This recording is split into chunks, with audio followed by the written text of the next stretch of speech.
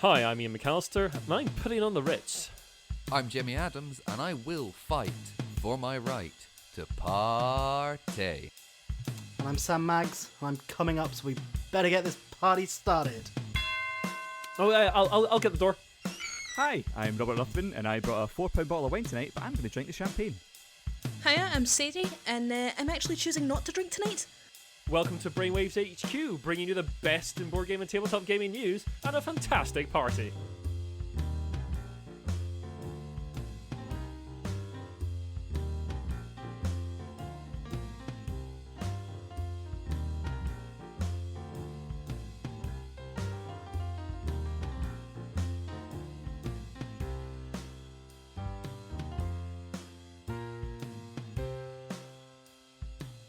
So, guys, do you know everything you're telling people tonight? Like, we got a few guests coming. Obviously, Robert and Sadie are already here, but there'll be other people popping up. So, Iain, do you know what you're talking about? Yeah. Well, I thought I'd keep it straight tonight. Talk about that would catch up on the Martin Wallace stuff because people listened to it last time.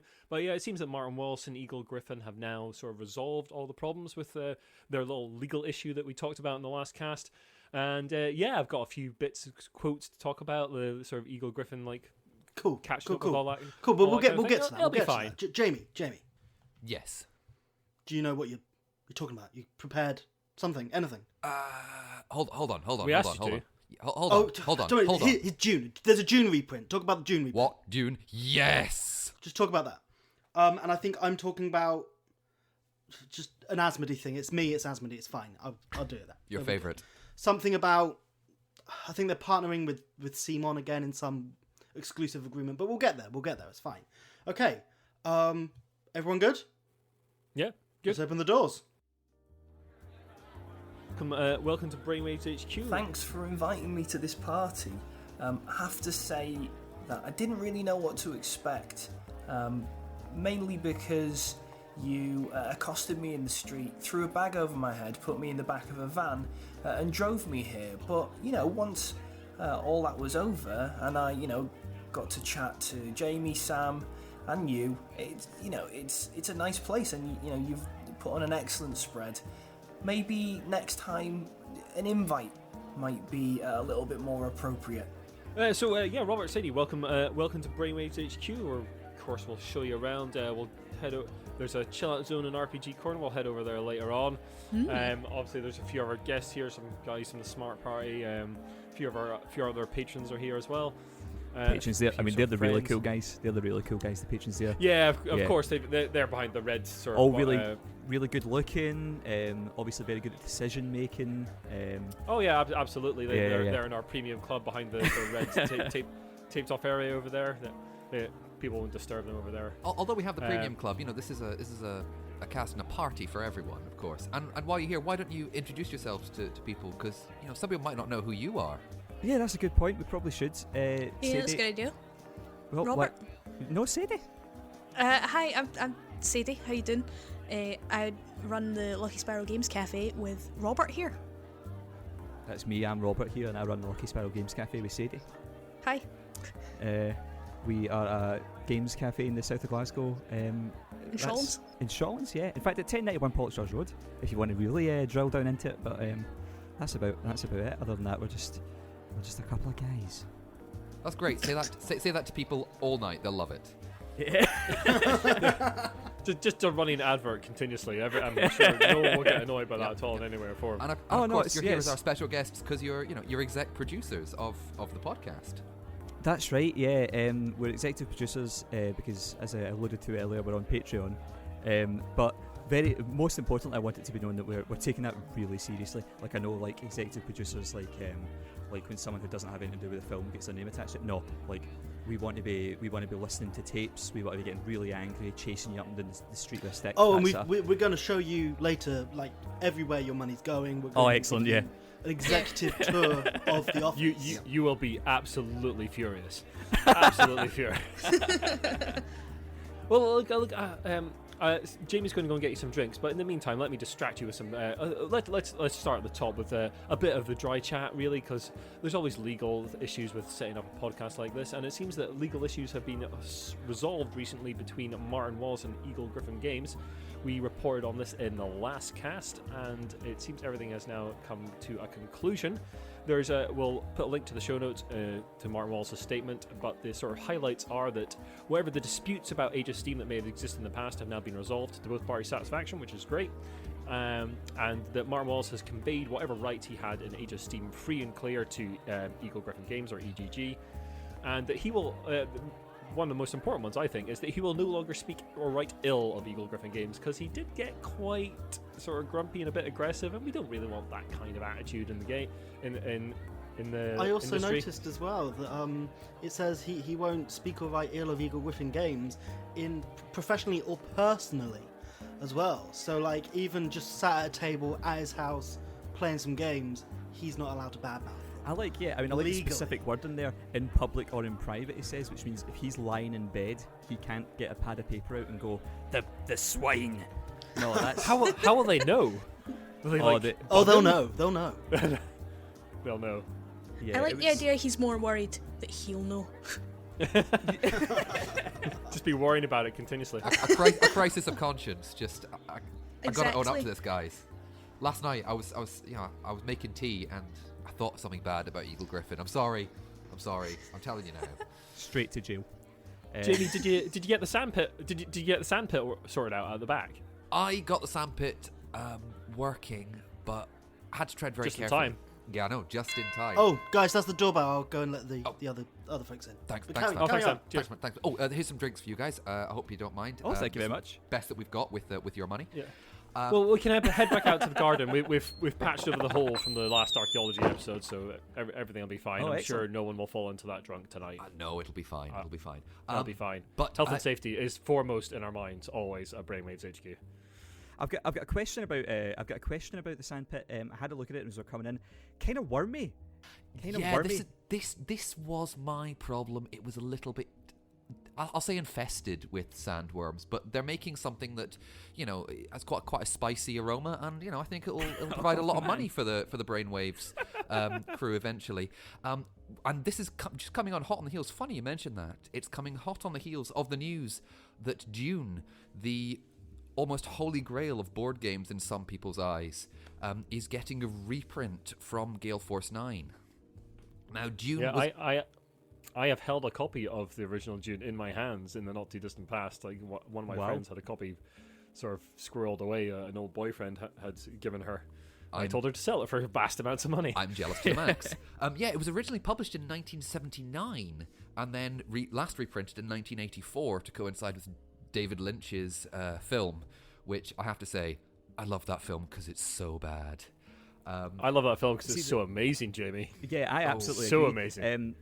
Jamie, that's just a wrong opinion. I hate to tell you. Well, that's fine. This is why Brainwaves is open for opinions. We're agreed to disagree. But safe to say, No, I won't agree. You I will can't not agree with the exec. You can't disagree with the exec producers. That's just you're gonna get fired, man. Okay, moving on very swiftly. Dune in its original format went out of print after 1984. And then it was reprinted by Fantasy Flight Games with the Fantasy Flight Games Twilight Imperium intellectual property as Rex: The Final Days of an Empire. But this I've new never game, played, but it's apparently very good. This new reprint coming out from Gale Force 9 is going to have the original designers Peter Olotka and Bill Eberle on board. It's exciting news. It's apparently going to be coming out in the summer, according to John Paul Brisigotti of Gale Force 9, probably sometime around August. It's also probably going to be one of the first of many tie-in games we're going to be seeing very soon, because as we know, Denis Villeneuve has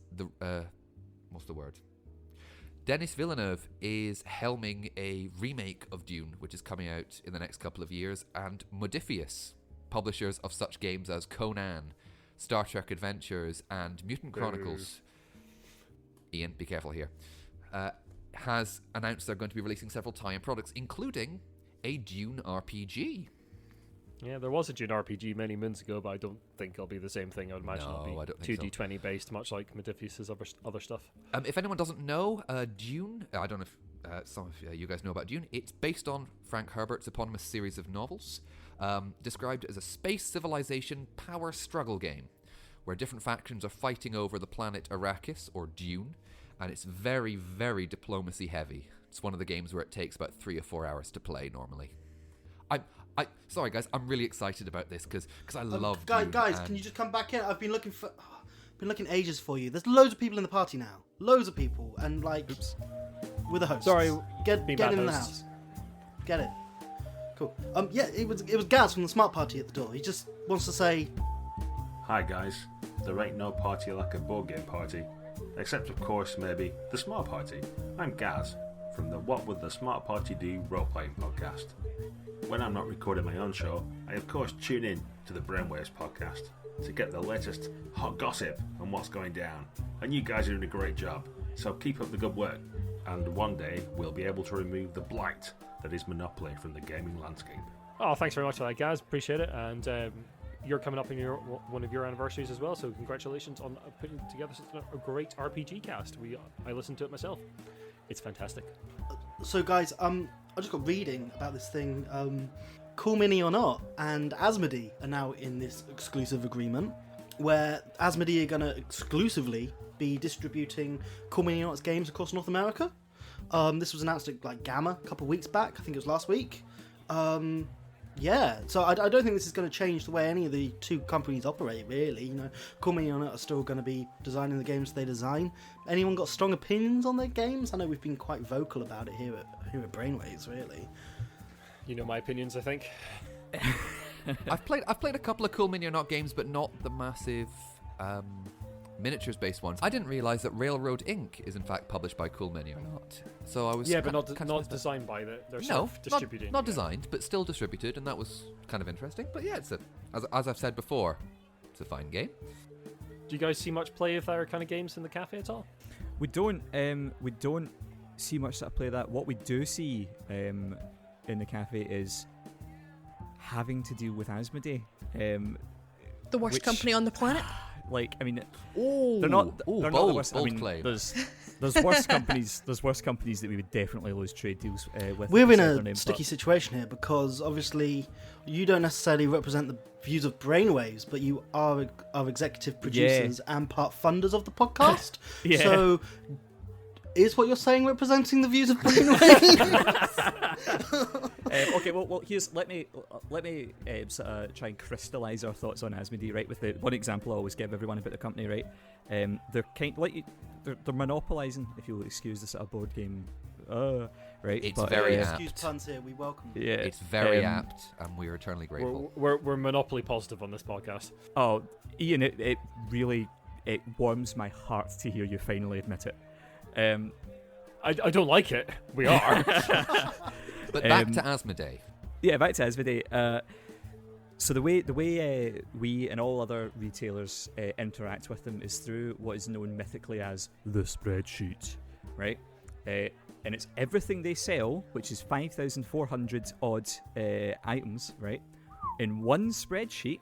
And when you want to order those things, right, they're not in any order, by the way. They're not by manufacturer or by name or by price or by anything, right? They're just in there. I have seen this spreadsheet.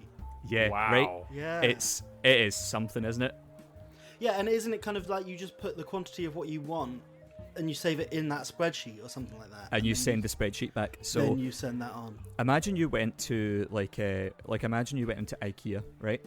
And you were trying to buy like a table and chairs, right? They said, "Here you go. Here's a catalogue of everything we have. Here's something the depth of 45 phone books. Go through it, tick off the table and chairs, and then just give us back the whole thing. By the way, 90% of our storage space is these books. That is a maniac's way to run a distribution service. Wow. The thing is, because everyone who works there is lovely, like everyone who all our representatives and stuff are really, really, really nice, and like on the phone and stuff, they're all so lovely to work with. But Yeah.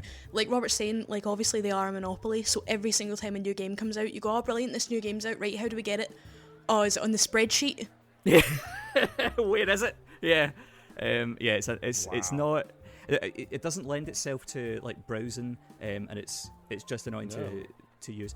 I mean, all other retailers that so when I say they've got a monopoly because they don't have some things we need to order from Europe or we need to order from America, and yeah, everyone else is using. I don't know how Asmodee works in America. Maybe they've got like a website, but everyone else is using modern distribution techniques, and no, we're still stuck with the spreadsheet. Yeah, if you just want to mix and mingle with people, I'm going to go let more people in. Say hi to some other people. Have a good time, guys. I'll catch you up in a minute. Yeah, catch us around. Yeah. Everyone enjoy the party. Well, so guys, what I thought I'd show you is we've just recently set up a little cinema room in the Brainwaves HQ, and that's where some of your money is going, because the staff need to relax a little bit, and we need to put on, like occasional sort of documentaries to make sure they're well informed about all the board game news, and we also have a extensive library of Die Hard films. We've got the first Die Hard film and the second Die Hard film, and Die Hard with a Vengeance, which was originally a Lethal Weapon film, and all the other Die Hard films as well. Sadie, you were talking to me about Die Hard. I was, yeah. Have you heard that there's a Die Hard game coming out, a board game coming out? What really? About Die Hard, board in game? fact. About Die Hard? So, Would you believe there's a Die Hard board game coming out? Yeah, it's called Die Hard, the Nakatomi Heist board game, and it's just, I mean, essentially you just play through the film of Die Hard, but there's less swears in it, so kids can play it. disappointing. Yeah, there better be a Yippee-ki-yay melon farmer's card in there, otherwise there will be intense disappointment. Well, what are we assuming? Is it 1v many? Is it That's got to be the way. It has to be. Yeah, I don't think there's a huge amount being said about it yet. I think they're saying like 1 versus many, playing through like chapters of the board game, 60 to 90 minutes, but not a huge amount of detail yet. Who's publishing it? USAopoly, I think, and they're partnered with Fox to release it, which I was surprised about. I didn't know Fox owned Die Hard. I've got. See, to go back to talking about it being 1v many, right? Here's a question for you. So if it's 1v many, right, you either win by completing the film Die Hard, Yes. right, or the many win by stopping the film Die Hard from happening, right? No, I assume it is. The film Die Hard happens no matter what. It's just the resolution, whether or not Hans Gruber and the terrorists get away with all their ill-gotten gains, or John McClane. Can you kill John McClane? Spoiler. Board game? I assume, yeah. Spoiler alert: throws Hans Gruber out a window. I mean, to be fair, it's been a while. I think that's an okay spoiler. Yeah, that's fine. And also, it is the front cover of the game box. Well, that is also very true. Stylized, but yeah. It's a pretty game. Yeah, the front cover's quite cool. I'll be keeping an eye on that one, I think. Cool. I'm just gonna jump out for 2 seconds, guys. Okay, I'll. You guys keep chatting. It's absolutely fine. So listen, I've been meaning to ask you something, Iain. Yeah. You used to talk about this game all the time, Root, right? Like it's good. It's a cute game, right? We've not got it for the cafe, right? Is it cafe appropriate? Did someone say root? I heard root. My root sense. I'm afraid you've summoned Jamie. My root sense was tingling. Did someone say root? Hello, Rob. Did you say root? Yeah. Yes. Hi. Look, yeah. I'll you can ask Jamie. He'll be able to tell you. I need to go mingle a wee bit. Jamie, I need to know about Root. Yes. What do you want to know about Root by Cole Werler from 2018? Just tell me about Root. Should I get Root? Personally, I rather enjoy Root. I've played it 3 times, twice, in fact, at your fine establishment. I brought the copy that I bought along and I played with Sam and Iain, and yes, I rather enjoyed it. It's been winning accolades left and right, and recently it won an award, didn't it? That's right. I heard that it won Game of the Year award at South by Southwest, which is weird that I would hear that, but I don't know about the game now that I think about it. That makes sense. Yeah, but it's a game that you hear a lot about, but you go, I need to learn about that, and you just slips your mind every now and again. That's fine. Yeah, it seems to be doing very well. I think the art by Kyle Ferrin is gorgeous. It puts me in mind of Redwall books, if you remember them. Yeah. Yeah. See, the Redwall was great. I read them all in my childhood. But also, Root's going from strength to strength. Who's we? Later Games, who publishes Root, put up a Kickstarter for the newest expansion. I believe we talked about it last cast. You might have heard of it there. That's it. That'll be it. That might it. In my fanatical listening. Yes, of course. Within about 5 minutes or so of putting the Kickstarter up for the underground expansion, later games passed their funding goal, and within 5 days, $1 million. Oh. So by the time you're hearing this, on the 1st of April, the Kickstarter will sadly have come to an end, but I'm sure they'll be taking late pledges. But Root is quite a game. It's, very nicely asymmetric. I think it's one you need to play and work out for yourself. I would ask for Iain's opinion, but he's gone away. I'll go and find him and ask him about Root. Is that okay? Yeah, go and get Iain. I need a second opinion here. Okay. I'll go find him. Hi, thanks for inviting me. Hey. Where's the loot? Just It must be Sam. yeah. I Hey. imagined you different. Okay. Is RPG corner? No, it's not. Can I No. touch the RPGs? No one can. Is this the giant brain party, Yep. or is it? No, it is. Because you look like you have a small brain. Thanks. So are other people coming? There's loads of people here. So are other people coming? You just said that. Oh look, these sandwiches are the shape of a standard triangular board. Great. I'm just gonna get some cheese puffs. I'll see you around. This is Stewie from District 31. I just want to take a moment to wish everybody at the Giant Brain a really happy birthday, and I look forward to seeing more awesome reviews and great content from you all really, really soon. Keep up the great work. Look, Jim, I was having a nice conversation. I was having a nice conversation with Stuart Garside from District 31. What do you want? I'm sorry. I just wanted your opinion on Root. And Sam, are you over there? Look, get away from the cheese puffs. Come over here. Sam. I want your boy's opinion on Root for Robert and Sadie. Oh yeah, it was fine. It's a good game. Yeah, it's good. I'm just gonna get back to the puffs. The cheese puffs. Yeah. Listen, I'm going to join you at the puff zone. Does anyone else want to talk about Root? So Robert, while we're over at the puffs, someone bought us a little present today. Oh, right. Which is quite cool actually. Thought we might as well just open it now. Yeah, let's have a look. Yeah. What are you opening? Oh, cool. Well, it just keeps coming. Talisman, the gift that keeps on giving. Yeah, boring. Oh, wow. It looks like Batman talisman. That rhymes. That's fun, isn't it? Oh, it also says it's the Super Villains edition. Huh. Strange. Okay. So it looks like it can be co-op or uncompetitive, and it looks like we're going to be playing like Batman villains for some reason. I suppose Okay, I'm we're gonna intrigued be again. Trying to kill the Batman. I don't know. But it just looks like USA are going hard on this. I mean, we talked about the Kingdom Hearts one. Now we've got Batman one, and hey, I'm sure we're going to be talking about another one in the next cast. Oh, it seems. easily. Here's my question, right? So the Batman talisman, right? You're playing. It appears on the back of this box. You're playing through Arkham Asylum, right? So the game works by going through 3 set of tiers. So you're working your way towards Batman, I guess, right? Yeah. Is it just talisman? Is it a paint job, or is this a game? I So, reckon it will just be Talisman, to be honest. I think they're pumping this out, and they're just milking the whole Talisman thing. I don't think any of them are going to be vastly different to each other. It's just so tedious. Like, Oh, it's money though, isn't it? I mean, it's money, but it's You know, they've got like a proper board game that they can just do the whole Monopoly thing with. I mean, on the upside, maybe you can use that to get someone who likes Batman into board gaming and then show them other things. You know, you can yeah. I get mean, them that's into the hobby that way. a good point, but I think the direction to go there is to make a good Batman game. Sorry, what were we saying? I was playing this game on my mobile, on my phone. Sorry, should I be paying attention? Well, you should be at the party, Ian. What? Iain, Oh. we've told you before, it's very rude. Actually talk to people. Don't spend all your time on your mobile phone. Okay, I'll put it away. Because look, the game I'm playing, like Kingdom Rush, that's coming to tabletop very soon, actually. Is it? Yeah. There's been some preview copies around a couple of cons, some down at AirCon as well. It's coming from Lucky Games, the publishers of Chronicles of Crime. You know, that sort of like app-driven sort of Sherlock Holmes modern crime. Oh, board Oh, did game. they also put out the Fruit Ninja board game and the Jetpack Joyride board game? Yeah, so they've got form and taking like popular mobile games, putting them onto board game.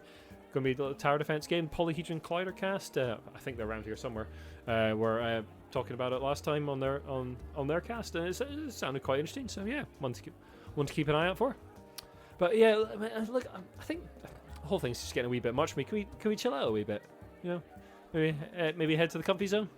Yeah, Head sure. Nara? Yeah, actually, yeah. So we think we'll take you through to RPG Corner. We haven't really shown anyone this, but also it's just a bit away from the party, so we can maybe have a few glasses of whiskey, sit down in some nice comfy chairs. It's swish. Like, this is where the money's gone. Oh, I'm excited. Come and have a look. Before we go, please take these.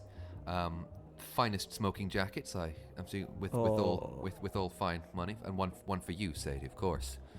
Beautiful, thank you. Oh, I really see where the money's gone. This is plush. This is now. Is that real beaver skin? Well, it's faux beaver skin. We had complaints. Well, I think that's for the best. Mostly from beavers. Yes, but now we are all suitably attired. Let us sachet. Everybody, let us pour a drink and raise your glasses for the sad news of the passing of Larry DiTilio, famously known as the writer of the Call of Cthulhu grand epic campaign, Masks of Nyarlathotep. Larry died aged 71 of Parkinson's disease on the 17th of March this year. He started off writing for Fat Albert and the Cosby Kids on Filmation, and he was also a staff writer on He-Man and the Masters of the Universe, as well as an executive writer on the sci-fi TV show Babylon 5. He got into Chaosium, the publishers of Call of Cthulhu role-playing game, when they were just starting out, and he contributed to books such as Ye Book of Monsters and H.P. Lovecraft's Dreamlands. And then he decided to write his magnum opus, a 400-page manuscript that originally was Masks of Nyarlathotep. The campaign was recently reissued for the 7th edition of Call of Cthulhu, a role-playing game that came out very recently, with some edits and updating and making it an even bigger, grander campaign, just taking some of his old notes and revising it and slimming things down to make it not quite so lethal for investigators. And the rumours are that he was planning to sort out a TV series based on the Lovecraftian mythos shortly before his death, but now that looks like it's not going to come to fruition. Well, you never know, Jamie, because RPGs certainly seem to be having their day in the sun when it comes to TV series. I don't know if you guys are all familiar with Critical Role, who have brought D&D to thousands and thousands of people through their web series, but they now have a Kickstarter up for what's it called? The Legend of Vox Machina animated series, and it has recently just broken £6 million. So they are really gunning it for this kind of for their Kickstarters. Our last Kickstarter was Steamforge Games, took in a huge amount as well. It just shows the popularity of this franchise. The upper pledge level was about £18,000, limited £18,000 pledge. Yeah, and you get to be in the show and like have dinners with the cast and all sorts. But those are all gone. And again, it has raised the spectre a little bit in the industry about whether companies of this size need Kickstarter, but getting the money to put together a TV series is a very different proposition from getting the money together to put a board game together. And getting funding for that kind of thing is really hard. And I wish them all luck. And hopefully, if this kind of thing starts to happen, maybe we will see a Mythos TV series somewhere down the line as Call of Cthulhu picks up in popularity again. Well, we can only hope but see. You get a bit of Dungeons and Dragons in the cafe, don't you guys? We do. We get a lot of it, and specifically we get a lot of new people who are coming into the hobby because of Critical Role and because of Adventure Time. Adventure Time as well? Oh, right, okay. Yeah, it's 50-50 actually. I don't know if it's a local thing. I don't know if it's Glasgow, but we get 50-50. Oh yeah, I listen to Critical Role and I'm interested in this game now, and I listen to Adventure Time. Adventure Zone. Adventure Zone. Oh, go again. Sorry. Yeah, okay, that makes more sense. I was like, Adventure Time and D&D. Yeah. Although Adventure Time is based on D&D. Yeah, that's true. I've never listened to either, but it still blows me away that people would listen to other people play D&D. Like, just every time I hear about it, it blows my mind. Like I quite enjoy some actual play stuff. I'll plug Penance, some other Glasgow people that come into the cafe. They're lovely.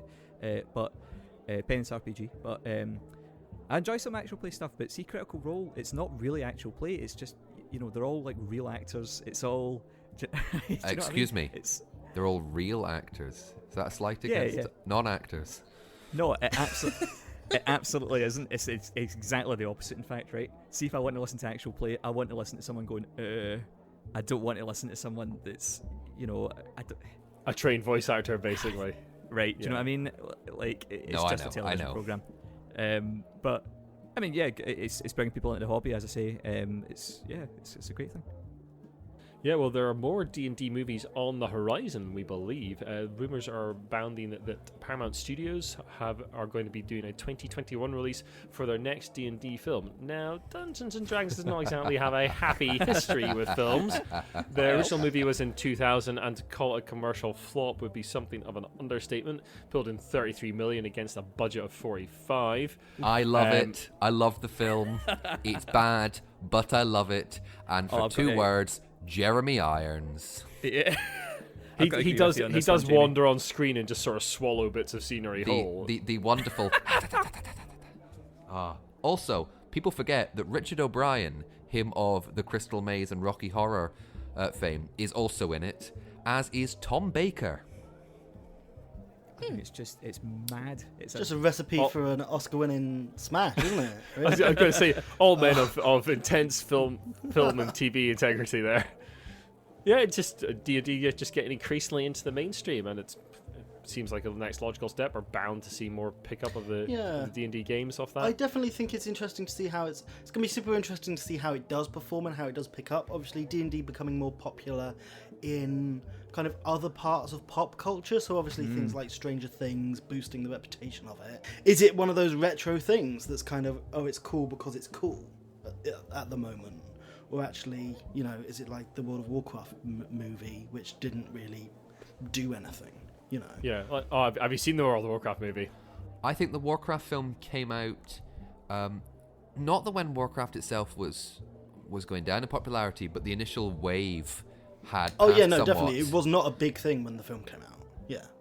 Like Robert says, Critical Role's been bringing people for D&D into the cafe, and that audience is bound to some of that audience is bound to go and see a film about it. Yeah, and if 58,000 people are willing to give £6 million to a company to make a third-party D&D based animated TV show, then surely enough people are willing to actually give money to a legitimate thing. Yeah, that's bound to make Paramount go, we would like a large piece of that pie. Thank you very much. Do you think they're going to go down, because there's two sort of roads I can see a D&D movie going down, right?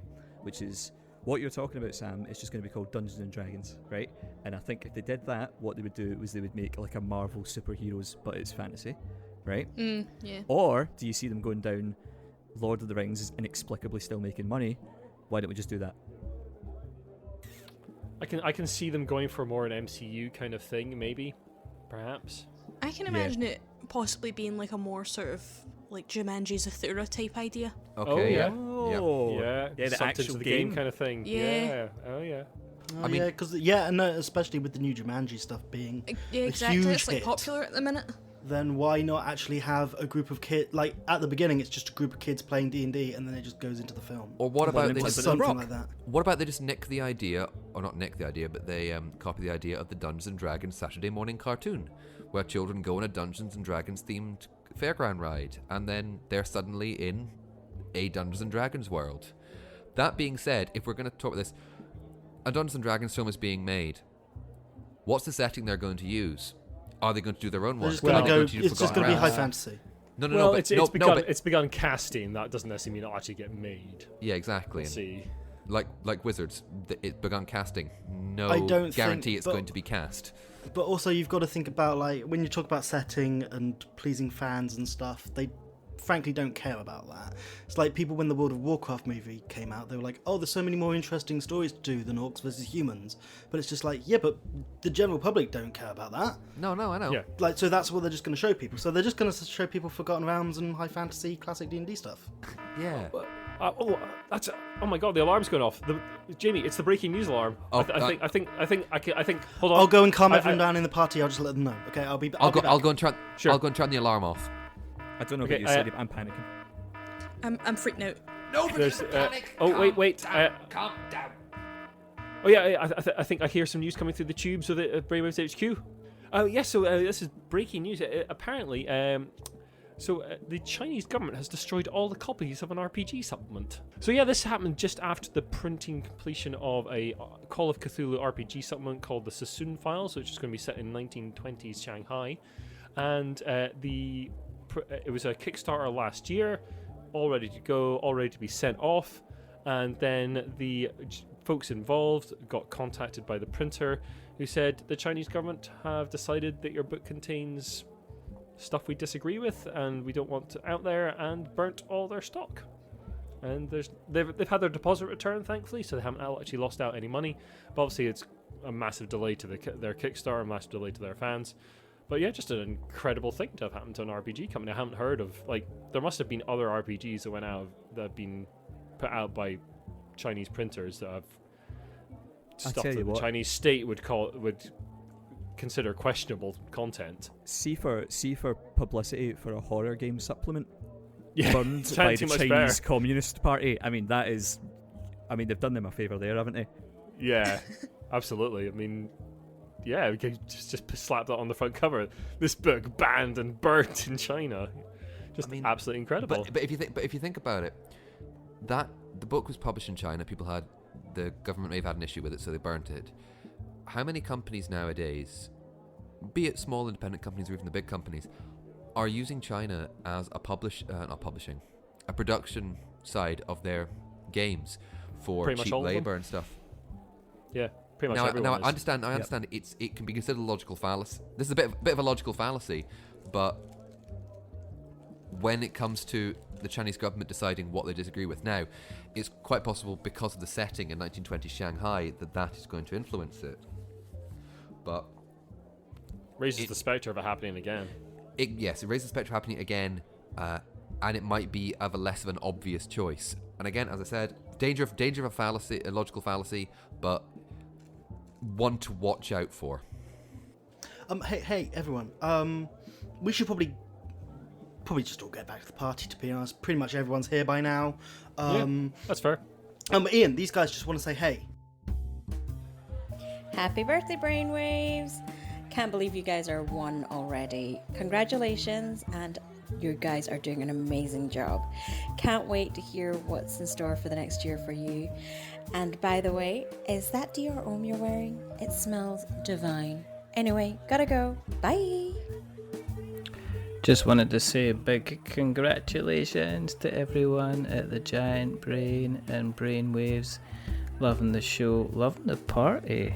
Balloons are amazing. I love balloons. Give me all the balloons. But big congratulations from We're Not Wizards. And here's to another year from you guys. Unless you get bigger than us. But yeah, I think we should actually just get to playing some games. Yeah, which should be good fun.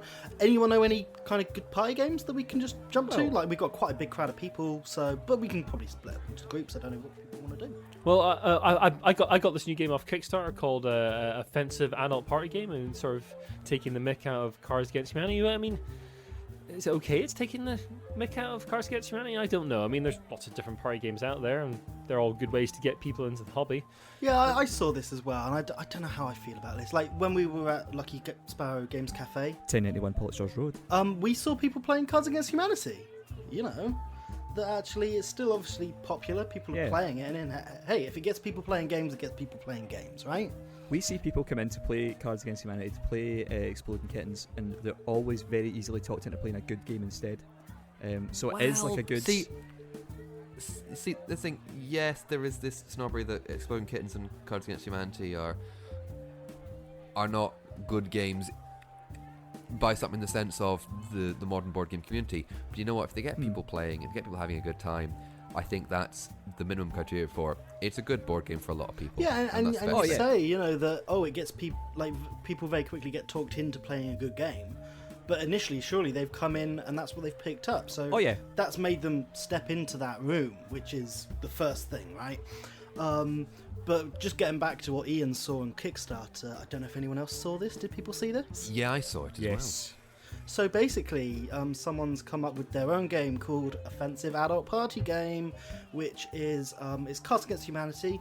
Does it have the full set of questions, like normal questions? There's one question and then 17 cards with one answer.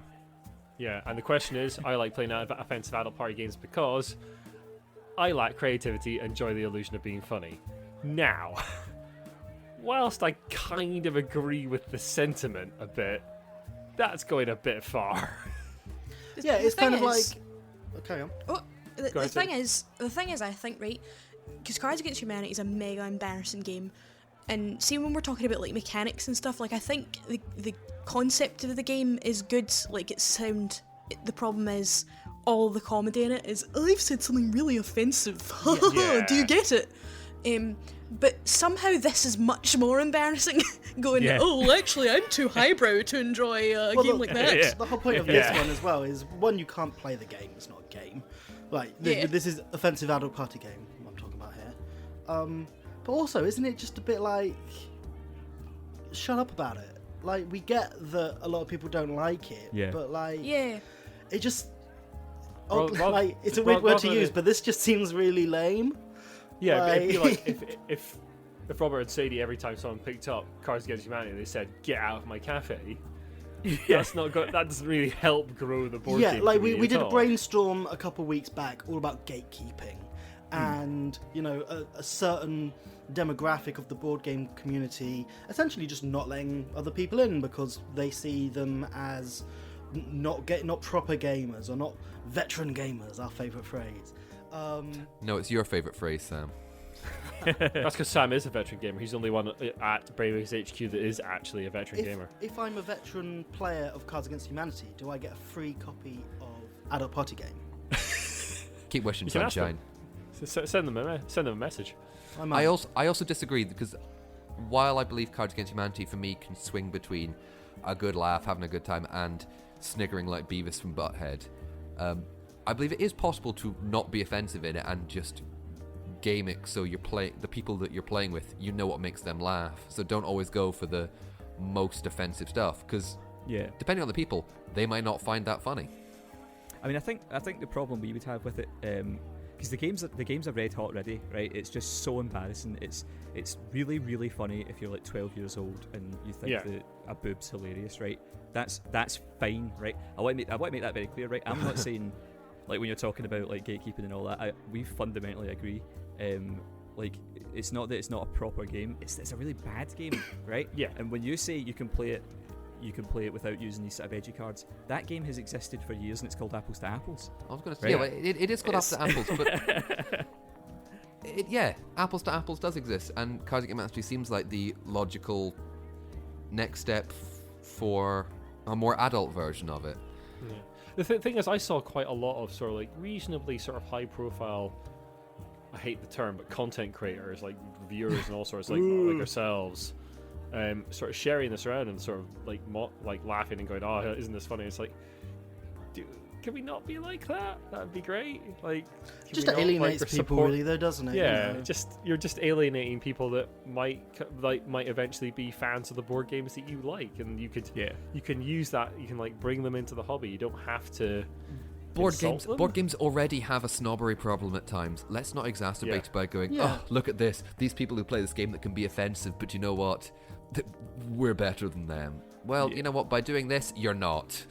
It's fine to have an interest in this one thing. Like, it doesn't hurt anyone. It's a game. Just leave it. It's a game. Anyway, other party games. We're looking at playing party games. Obviously, that one's maybe a no. Then we won't play that. Sure. We brought Scroll from the cafe. Have you seen this? Oh, I love Scroll. We're a big fan. Scroll is a Brainwaves firm favourite. I mean, always awful. Always ends up in awful things. I would agree. You know what? I'm going to make a claim. I believe that Scroll is the Cards Against Humanity to Scattergrees Apples to Apples. yeah, I can see that. But much more fun. Oh, it is an incredible game. I love it. There's like a house rule we have in the cafe, which is see how many times you can get round the board before someone draws a male organ. That's fair. and that very well much done depends on the that. card. But yeah, we all love Scroll here. So if you've got a copy, I think and in fact, sorry, go ahead, Sam. Well, I think we should just go and set it up now, is what I was saying. Yeah, let's do that. Don't get got. Oh, don't get got. 50 players or something absurd? I need to look it up. But yeah, I think it's 25 players. I think it's quite a large number of players. But the point is, well, technically it's infinite players because everyone's playing, even if they don't know they're playing. So the idea with Don't Get Got is it just the if game you're that we play an as, in on it kids, and player. someone's like, No. oh, have you heard about the game? No, And you no, go, you just lost the Yeah. game. Exactly. it's a bit. That's like an element to it, sort of. The idea is that like a select number of people have tasks to complete, and every single other person at the party is playing, but they don't realise they are. And the people who have tasks have to trick all the other people. And when you trick someone, you can say you got, and you can flip your card over to say you've done it. But you only get one chance, and if you fail, Sounds kinda then that's cool. an I'm up instant for this. failure if you get caught. It's I It's quite like big potato games, so yeah, I'm always I willing think- to Yeah, try I them. think played it I'm gonna pack up Scrawl, and I'm gonna set that up. Okay. Cool. I think I played a little bit at the cafe opening, and I think I forgot about it for most of the evening. Sadly, we were playing Scroll. We were talking about things. It was good fun. Most of my first experience of meeting Jamie was watching him have really confusing conversations with people because he was trying to like crowbar in things to do don't get got. I got one, and it was on Robert, so I'm very happy about that. I got. You got. I say, guys, so it's all set up to play. If anyone wants to say any last things, but I think we're just gonna crack on with the party now, really. So wait a minute, Sam, wait a minute. Yeah. We've got the party. Before the party actually like properly starts, we had started, but before we kick into the swing of it, there's something missing, I'm sure. Can't think of anything. Well, you say that actually, but as you know, besides an executive producer, also a long-time fan of the show, particularly for one element of the program. In fact, do you know what that might be? Iain, do you know, for instance? Our silky voices. No, it's actually Monopoly news. Yay! I mean, I'm not angry, but I am very disappointed. So this man paid your wages. You better listen. Yep. We're listening. Oh, Okay, we're all okay, ears. fair, We're all fair. ears. Yeah, earlier on we were joking about creative control and all this. Right, the only qualification for us paying the Patreon is that Monopoly news must stay. I've got a bit of Monopoly news, which is in September 2018, a man proposed to a woman through the medium of Monopoly. Can you believe it? And she said no. What? I mean, because there's details I can tell you about this, right? So he built like a fancy board and like he hid the ring and all that, right? It's what you'd imagine, right? But can you imagine how miserable it must be to spend time with those people? No, you I imagine? think no. We I both love board hard. games. No, she we is all love super what- competitive, and her favourite game is Monopoly. Right, imagine how quickly in the conversation with those two do you think the conversation turns to? Did you see we were on the BBC for doing the Monopoly engagement? Immediately. It's a man called Kevin Jones in New York, wasn't it? And his now fiancée Kristen. The article comes from the BBC though, so you know, worldwide fame for building a Monopoly board for his fiancée. That's true. That's lovely. It's a very nice comments. board actually. He's made a nice thing. I think it's sweet. However, I feel like she must have cottoned on pretty early on. Like, how much of the game did they play after the proposal had happened? Did they go, yeah, we'll marry you? Right, okay, well, it's your shot and you've got a chance. Well, anyway, look, we better go and get to these party games. So, look, we'd like to thank Robert and Sadie for coming along today to the party, everyone else who's come along to the party, and everyone else who's supported us and liked and shared the podcast over the last year. It really means a lot to us that there are people out there listening to us and actually tuning in every time we put out a cast. It's fantastic to see, especially to all our patrons, including Robert and Sadie here, who give us a little bit of money to help support the cast and put it out every fortnight. It really helps us sort of maintain everything and to put the website together and all that kind of thing. So yeah, just friends and family have supported us over the last year, and yeah, we're into Season 2 now of Brainwaves. We'll probably change things up a little bit. We might have some more guest reporters on and guests on the show over the next year. We'll be changing things up a little bit here and there, but we'll still be putting out the same news podcast that you've come to know and love. Thanks very much for listening. If you like what you've listened to, then the best way to help them out is to share the podcast and drop them a review and rating on iTunes. You can find more about Brainwaves on Twitter at The Giant Brain, Instagram Giant Brain UK, Facebook The Giant Brain, website giantbrain.co.uk, or you can email them on giantbrainuk@gmail.com to, I'm assuming, ask them questions and things. And how can our fine listeners get in touch with the Lucky Sparrow Games Cafe? Oh, you can find us on Twitter at The Lucky Sparrow, on Facebook at Lucky Sparrow Games or Lucky Sparrow Gaming Groups, or you can email us to ask any questions at luckysparrowgames@gmail.com. Fantastic. Thank you very much for coming along. Let's go and play some games. You all set up, Sam? I'm good, and thank you very much, everybody, for listening forever. Yeah, thank you very much, everybody.